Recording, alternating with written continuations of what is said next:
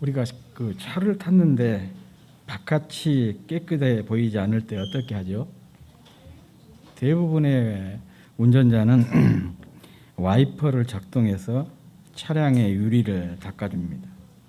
그것은 바깥 세상이 더러워서가 아니라 차 유리가 깨끗하지 않기 때문에 그렇다는 것을 알기 때문에 그렇습니다. 마찬가지로 우리가 세상을 더럽다, 뭐 흔히 더러운 세상이다, 막 그런 표현들을 많이 하지만 실은 세상이 더러운 것이 아니라 내 마음이 더럽기에 또 그렇게 보일 수도 있는 것입니다.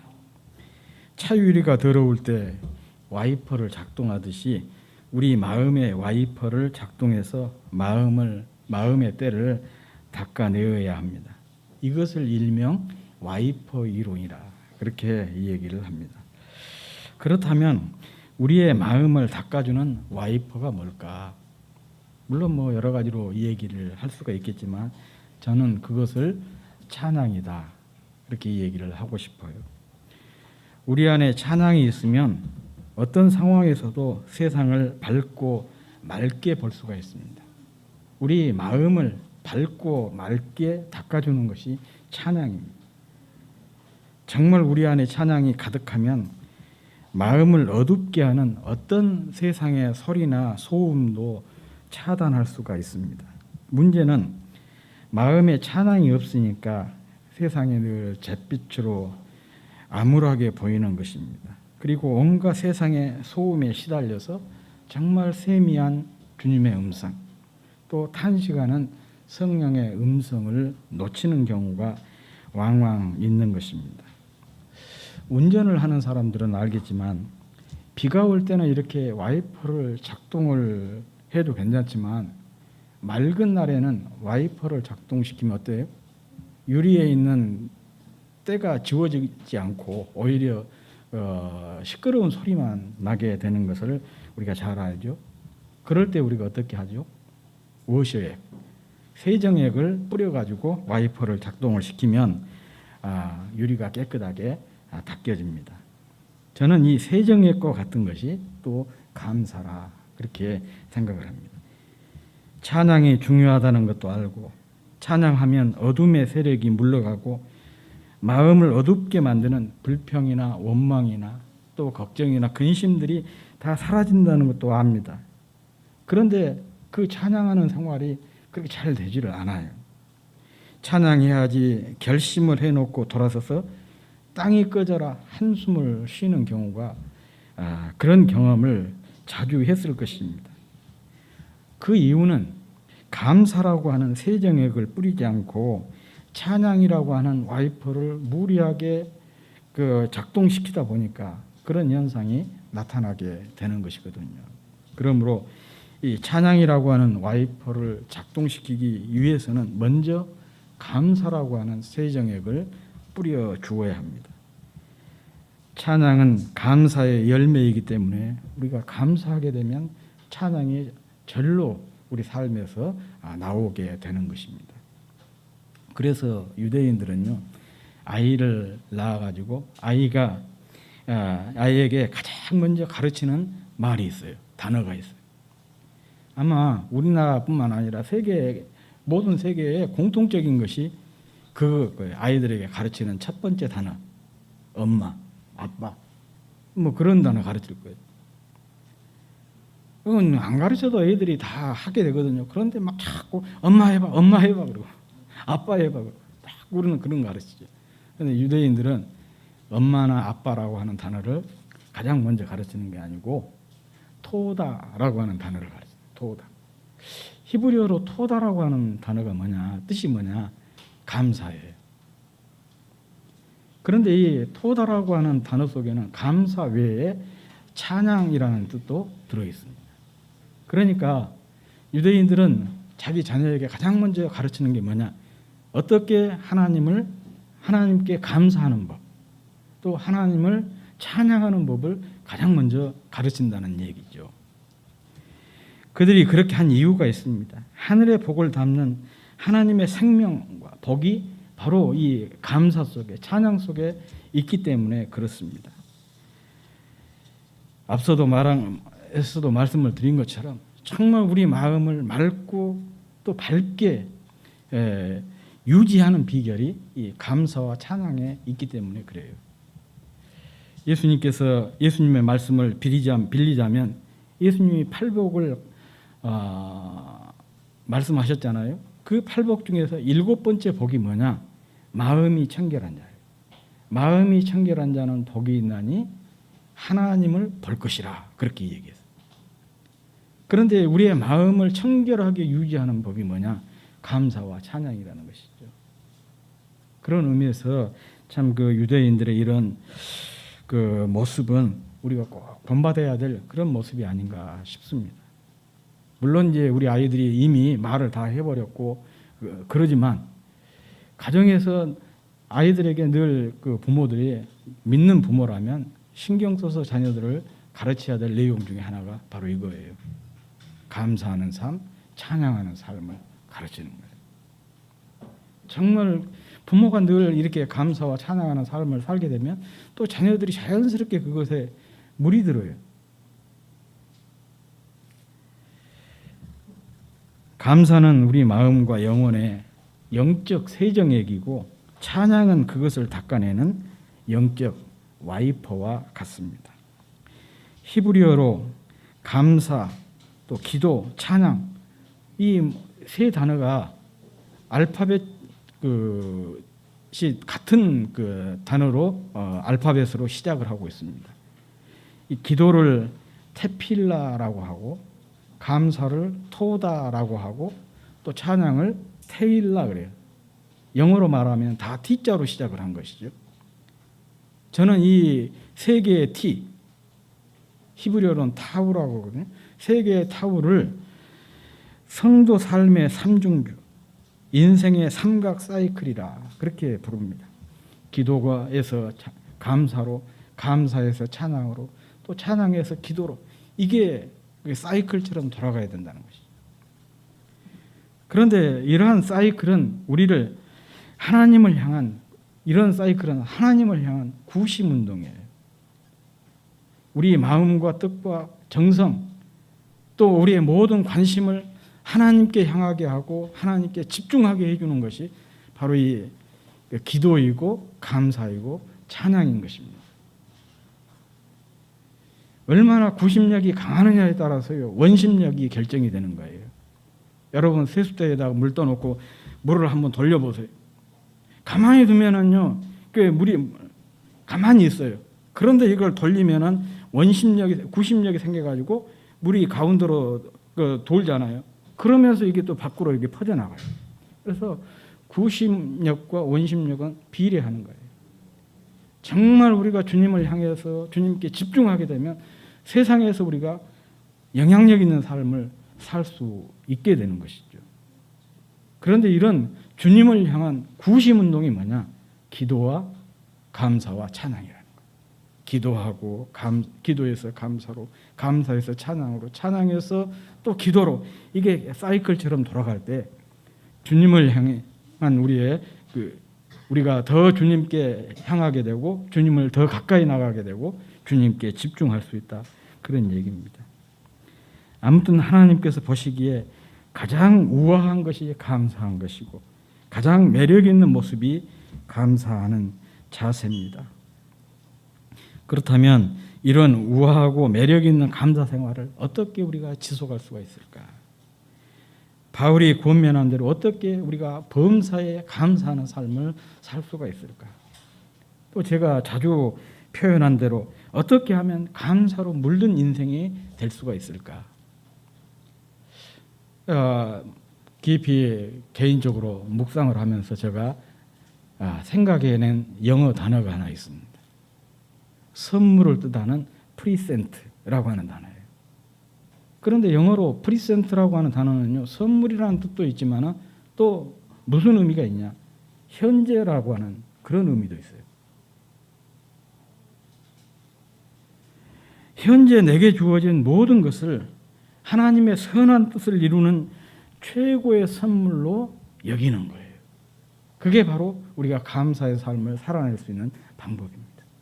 범사에 감사할 수 있는 비결이 뭐냐?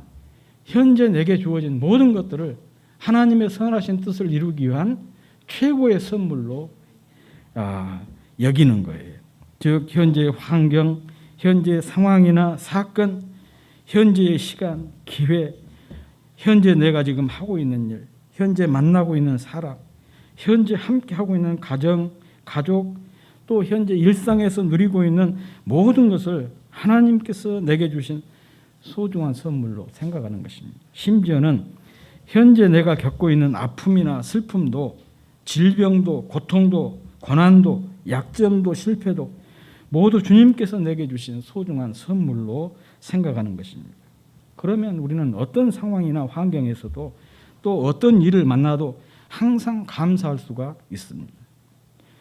바로 이것을 잘 실천했던 사람이 오늘 본문에 나오고 있는데 바로 사도 바울입니다. 지금 바울은 우리처럼 이렇게 자유롭게 생활을 하고 있는 그런 상황이 아니라 미결수로서 로마 감옥에 지금 갇혀 있는 그런 상황이었어요.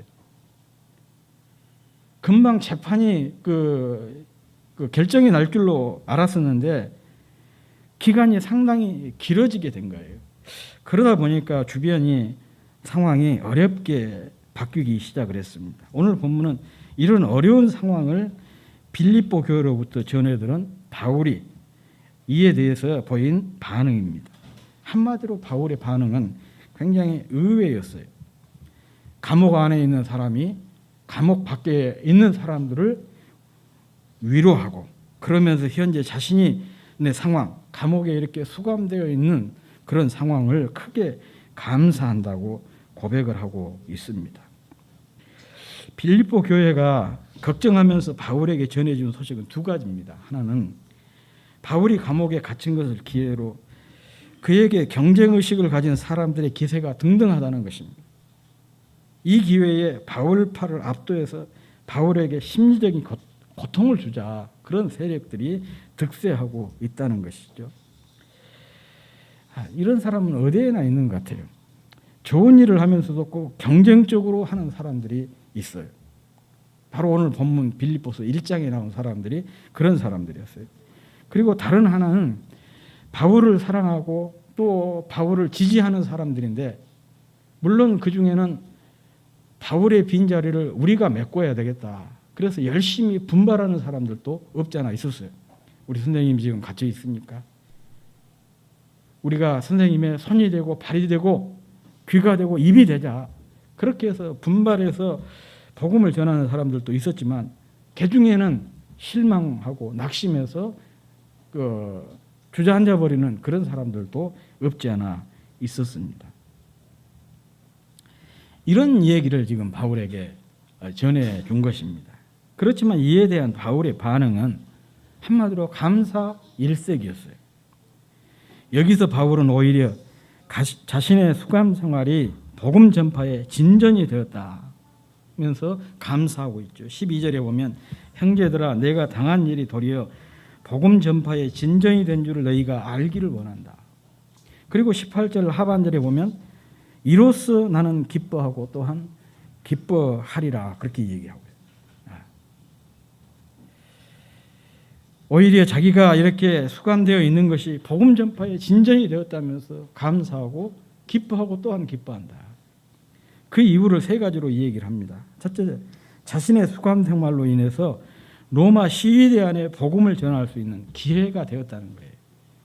시위대는 어떤 사람들이냐? 궁궐을 지키는 수비대를 보고 시위대라고 하지 않습니까? 그러니까 로마의 심장부, 로마 제국의 심장부가 어디겠어요? 로마 궁궐 아니겠습니까? 그런데 자기가 지금 시위대에 수감되어 있기 때문에 이 일로 인해서 시위대와 관계된 사람들, 시위대원들에게 복음을 전할 수가 있고 또 궁궐을 드나드는 사람들에게 복음을 전할 수 있게 됐다는 거예요. 그래서 오히려 자기가 이렇게 수감된 것이 복음 전파에 진전이 되었다고 감사하고 기뻐한다고 얘기를 한 것입니다. 둘째는 자신의 부재가 다른 지체에게 분발의 기회가 되어서 그들이 더욱 담대하게 하나님의 말씀을 선포하게 되었다는 거예요.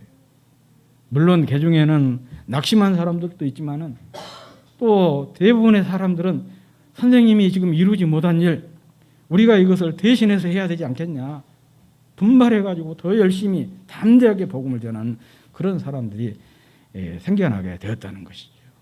그래서 감사하다는 것이고, 그리고 마지막으로는 바울 자신을 넘어서겠다는 비록 좋지 않은 의도를 가지고 복음을 전파하는 사람들도 있지만 결국 그들이 전파하는 것도 예수 그리스도 아니겠어요? 그러니까 선한 의도든지 좋지 않은 의도를 가지고 하든지 결과적으로 전파되는 것은 그리스도니까, 그래서 자기는 또한 기뻐한다, 감사하다, 이렇게 이 얘기를 하고 있습니다. 이는 바울이 자신이 처한 상황을 복음 전파를 위해 하나님의 선물로 생각하고 있었기 때문에 이런 고백이 가능한 것이죠. 이렇게 그는 다른 사람이 걱정하고 염려하는 것을 감사로 바꿔버린 것입니다. 바로 이것이 범사의 감사를 가능하게 한 것입니다. 그러므로 감사로 물든 사람, 범사에 감사하는 사람이 되려면 어떻게 해야 되느냐?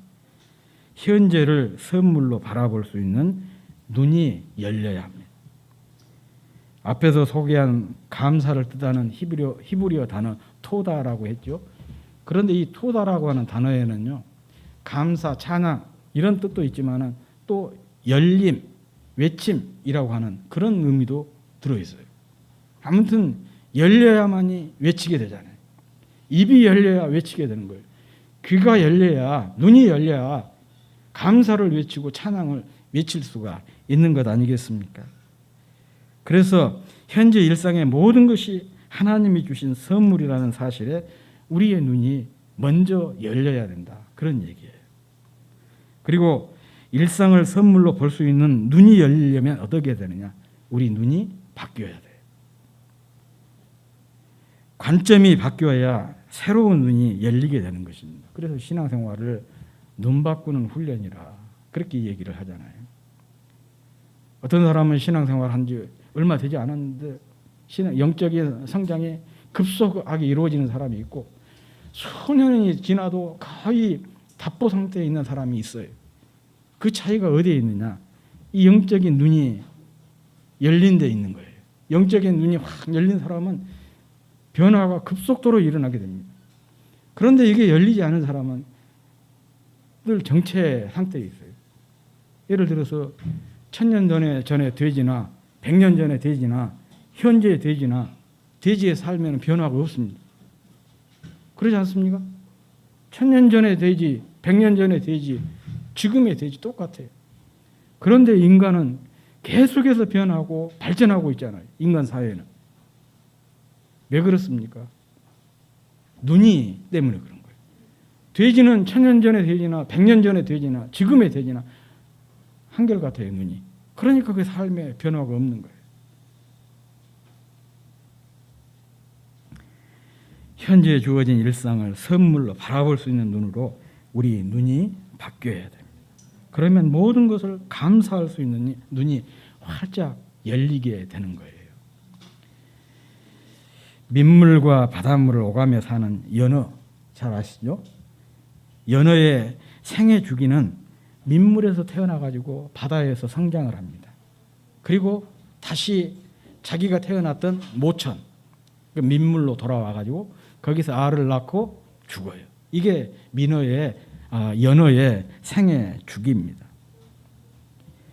그런데 이 알에서 깨어난 연어는 어느 정도 자라게 되면 바다로 나가게 됩니다. 이렇게 바다로 나갈 준비가 된 어린 연어를 뭐라고 얘기하느냐? 스몰트라 그래요. 스몰트.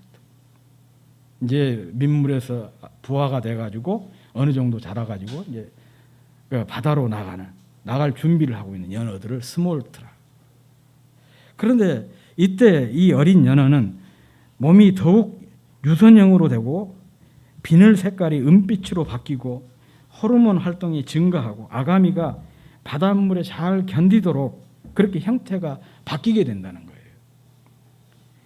새로운 세상을 향해 나아가는 연어의 이런 신체 변화를 뭐라고 얘기하느냐? 스몰트화라, 그렇게 얘기합니다. 스몰트. 연어의 바다를 향한 여행은 낮에는 저수지나 물웅덩이 같은 곳에서 휴식을 취하다가 주로 밤에 이렇게 움직인다고 그럽니다. 그런데 이 웅덩이나 저수지는 그들의 여행을 위험하게 할 수도 있다고 합니다.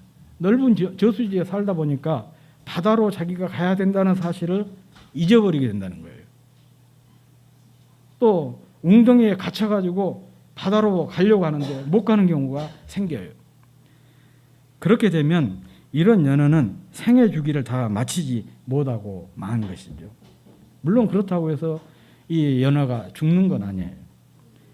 이렇게 바다로 나가지 못하고 저수지나 웅덩이에 갇혀버린 연어를 우리는 뭐라고 얘기하냐? 송어라 그래요. 송어. 여러분 송어회 좋아하시죠? 예.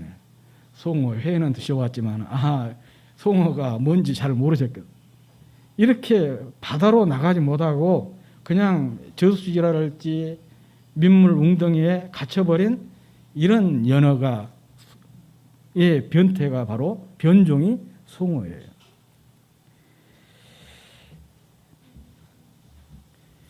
변종이라고 하는 것은요, 물고기에만 있는 것이 아닙니다.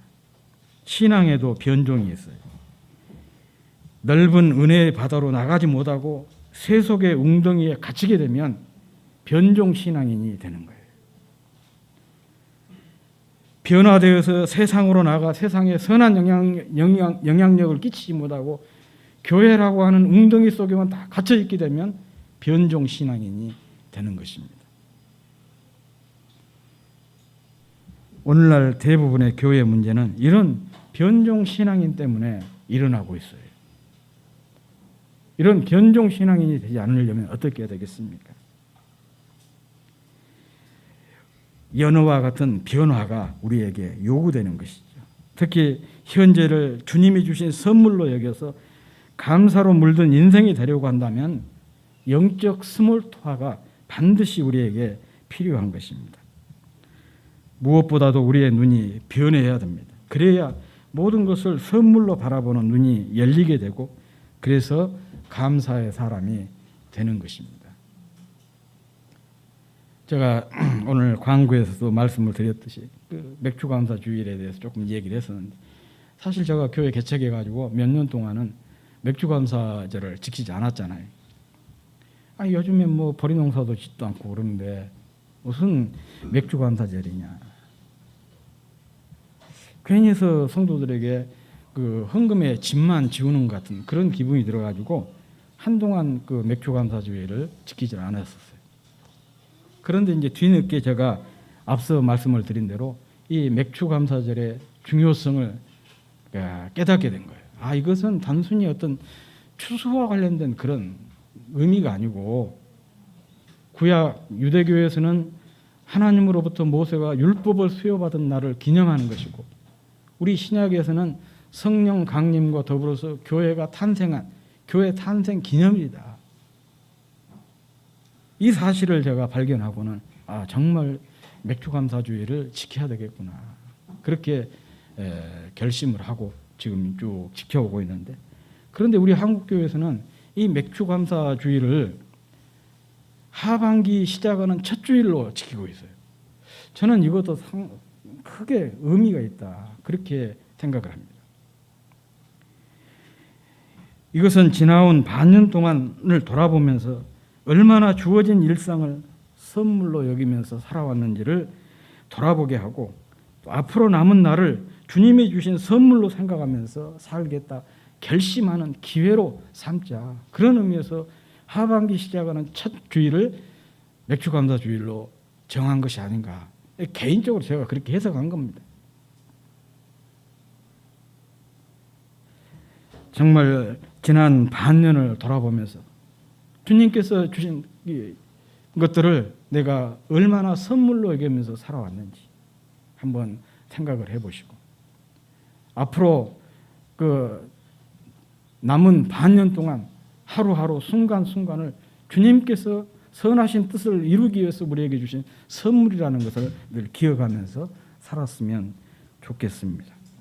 지금이 이 시간이 이 자리가 하고 있는 이 일이 함께 하고 있는 사람이 이 상황이 주님께서 그 선하신 뜻을 이루기 위해서 우리에게 주신 선물입니다.